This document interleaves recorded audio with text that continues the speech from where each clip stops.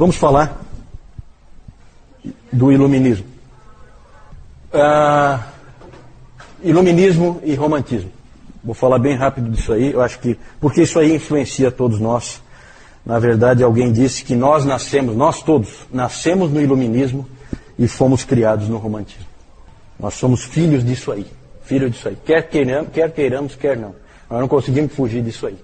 Nós somos pessoas diferentes dos outros que vieram antes por causa desse negócio aí, dessa filosofia. O C.S. Lewis chama o surgimento do iluminismo de a grande divisão. Porque a reforma protestante não foi a grande divisão. A grande divisão o iluminismo trouxe. Quem crê em Deus e quem não está nem aí para Deus. Certo? Mesmo que creia, não está nem aí para Deus. O Dr. Calhoun, ele chama a atenção que os grandes nomes do iluminismo sempre são retratados sorrindo. Um sorriso meio jocoso, assim.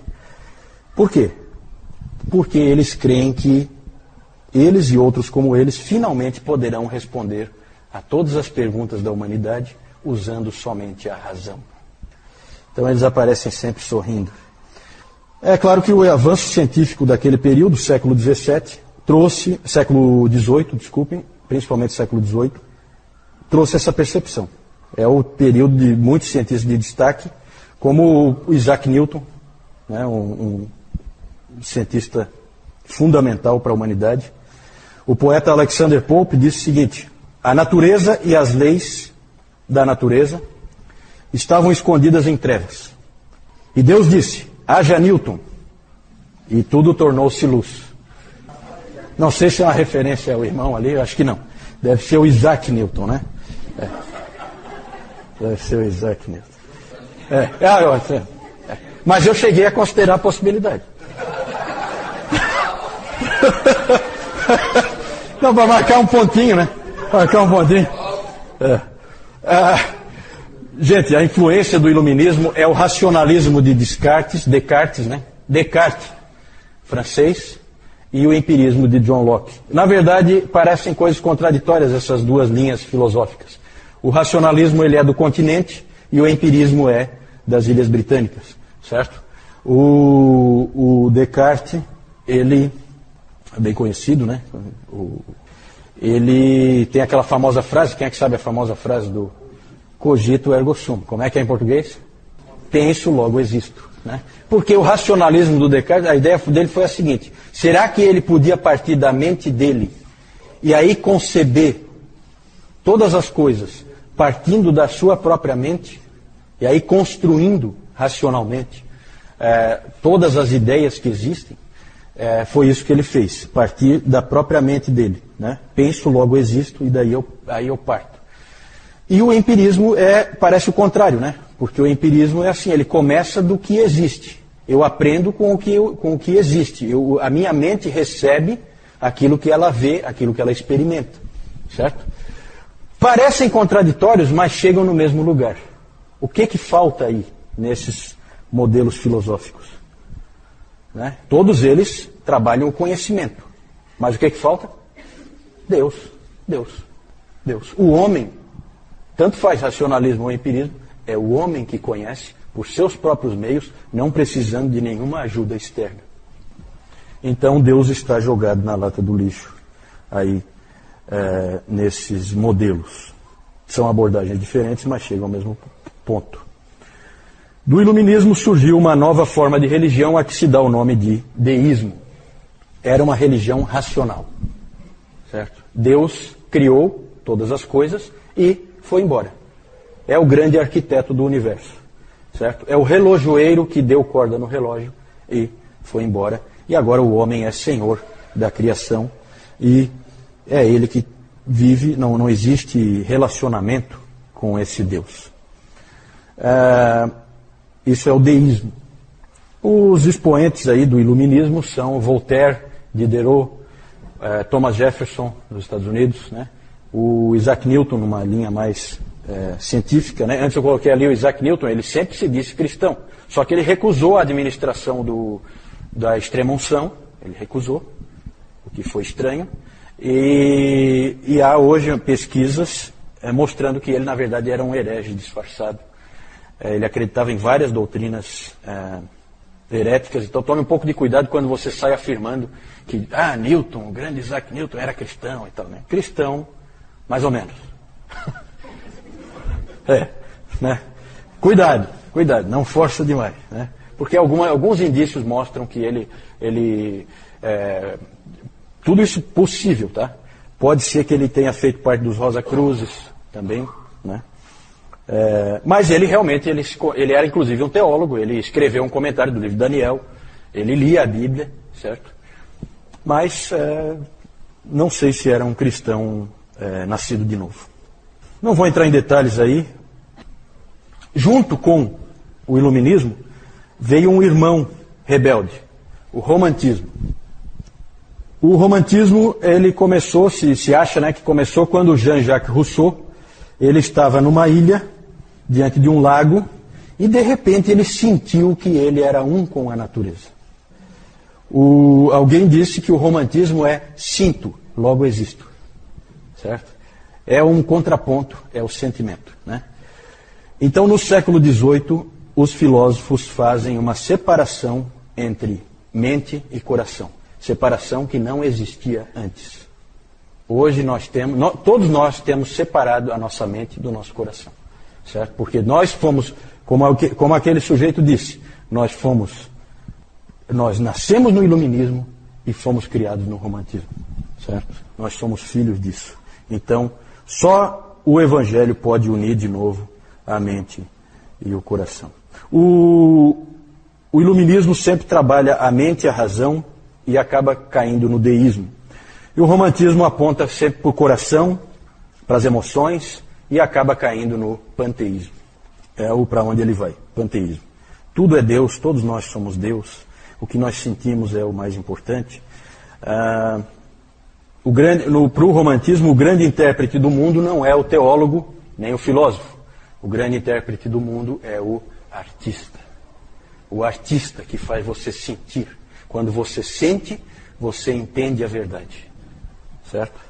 Por isso que nós hoje somos tão influenciados pelos artistas. Os artistas dizem o que nós vestimos, algum estilista homossexual diz o que nós vestimos, os atores de Hollywood e da Globo dizem como que nós vamos nos comportar, como que nós vamos viver. As opiniões deles são importantíssimas. Nós somos controlados pelo romantismo. E no iluminismo, nós ignoramos Deus diante dos problemas. Qual foi a última vez em que houve um problema lá na sua empresa e as pessoas se uniram para orar porque o problema tinha aparecido? Nunca. Certo? Nunca. Isso é inconcebível antes do iluminismo. Certo? Não existe. Deus está por trás de tudo. No iluminismo, não. O homem resolve tudo. Nós vamos dar um jeito. Me dê um tempo aí que eu vou dar um jeito. O homem é independente. A sua mente funciona independentemente. Na religião, a principal influência romântica veio do Friedrich Schleiermacher e a sua religião interior. Ele era um pastor, ele começou a dizer que o nosso entendimento de Deus no Evangelho não vem do pensamento de nossas mentes, ou da revelação, lendo na Bíblia, mas vem do nosso sentimento interior de absoluta dependência, na medida em que nos encontramos totalmente dependentes de Deus. A teologia passa a ser mais subjetiva, é o que eu sinto. Eu sinto que isso aqui é verdade. Não importa o que a Bíblia diz, é o que eu sinto. Todas as igrejas sofrem com isso hoje, né? Antes se procurava minar a autoridade da Bíblia. Hoje não precisa mais. Porque se o indivíduo não sentir que aquilo ali é verdade para ele, então não é. Né? O individualismo fica fortíssimo. Porque eu sou... tem aquela famosa frase do Ralph Waldo Emerson. Né? Não sei se é alguma referência ao nosso irmão ali. Né? Mas esse Emerson é o pai do transcendentalismo. E ele dizia aquela famosa frase. Obedeça a você mesmo. Certo? É isso que todo homem moderno, contemporâneo, faz. Ele obedece a si mesmo. Certo? Ele faz o que ele tem vontade. Né? Imagine o problema que isso é para o cristianismo. Certo? Mas isso é romantismo. O que eu senti no coração é isso que eu vou fazer. Na verdade, a teologia, então, passa a ser mais objetiva. Não é mais assim diz o Senhor, ou a Bíblia diz isso. Passou a ser mais do tipo, eu penso, eu sinto, eu creio. Então, esse é o tipo de homem com o qual nós temos que lidar, tanto nos outros como em nós mesmos. Né? Homem que não pensa em Deus num primeiro momento, pensa sempre em resolver o problema ele mesmo, confia muito na sua capacidade e na capacidade dos outros, e faz o que quer, faz o que sente, e vive como sente que deve viver. Né? Esse é o homem moderno. Não foi sempre assim. Os homens que viveram antes dessas filosofias aí eram homens e mulheres diferentes. Né? Hoje em dia a gente vê a dificuldade que é para você ter as igrejas seguindo a palavra de Deus. Né? Por quê? Porque é racional. Né? É racional. O que diz ali é para você fazer. Ah, não, mas eu sinto assim, eu sinto assado. Né? Quantas vezes o Nilton tem que vir aqui falar de questões do casal, do marido ter que assumir a liderança da família, numa família puritana? Isso é garantido, eles não são iluministas, e nem românticos. Né? A mulher ser submissa numa família puritana, está garantido, não são iluministas, não são românticos. Certo? É outro tipo de pessoa. Isso vai acontecer naturalmente. Hoje é difícil. Hoje você pega um livro cristão que fala, por exemplo, sobre o casamento, e aí vem ali dicas de como que o casal deve se relacionar. E aí você vai ver, maridos, elogiem sempre as suas esposas, nunca critiquem. Como diz a Bíblia, né? Né? Recomendações assim esquisitas que vêm da psicologia, nunca vieram desse livro, né? Mas que são assim estranhas, mas que na verdade falam assim, olha, é assim que você lida com a sua esposa, que é iluminista e romântica. De outra maneira você vai ter um problema muito sério. Essa é a palavra que está passada ali. Então mudou tudo. Mudou a teologia, mudou a maneira de pensar, mudou a igreja. Por isso que a gente tem que falar um pouco de iluminismo e romantismo, porque nós somos pessoas comuns, mas as filosofias em voga nos afetam e nos afetam muito, e a gente nem percebe, porque a gente já nasce dentro dela. Né? Então a gente não tem como saber. Tá legal, gente? Vamos parar por aqui. Pode passar aí só para eu mostrar as figuras, para não ficar essa parte aí. Vamos ver se eu lembro quem são esses aí. Ó. Sempre sorrindo, né? Olha o sorrisinho irônico do Voltaire. Certo? Diderot ali em cima, Thomas Jefferson. O Descartes está mais carrancudo, mas é porque ele não é do iluminismo, ele é antes, né? Então ele está um pouquinho mais carrancudo. Esse aqui é o David Hume, eu ia falar, mas eu pulei. Pode passar. Lá, quem é aquele lá? Isaac Newton, né? Isaac Newton com a sua cabeleira. Há uma semelhança, né? Tirando o cabelo, tirando a franja, tá? Né? John Locke, aqui embaixo. Esse aqui é o Schleiermacher. Tá meio doentinho, né? Já tá com o pé na cova, coitado. Esse aqui é o Rousseau.